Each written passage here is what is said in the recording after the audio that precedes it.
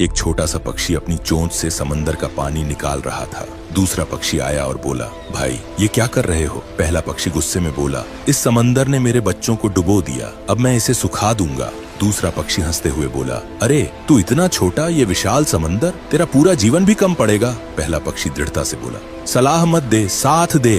बात फैली और एक एक कर हजारों पक्षी जुट गए। सब एक स्वर में कहने लगे, सलाह नहीं, साथ चाहिए। यह देख भगवान विष्णु का वाहन गरुड़ भी वहां जाने को तैयार हुआ। विष्णु जी बोले, गरुड़ तुम गए तो मेरा काम रुक जाएगा, और वैसे भी क्या इतने पक्षी मिलकर समंदर सुखा पाएंगे? गरुड़ ने जवाब दिया, प्रभु सलाह नहीं, साथ चाहिए। अंत में जब विष्णु जी स्वयं समंदर सुखाने पहुंचे, समंदर डर गया। उसने तुरंत उस पक्षी के बच्चों को लौटा दिया। संदेश, सलाह देने से काम नहीं बनता, साथ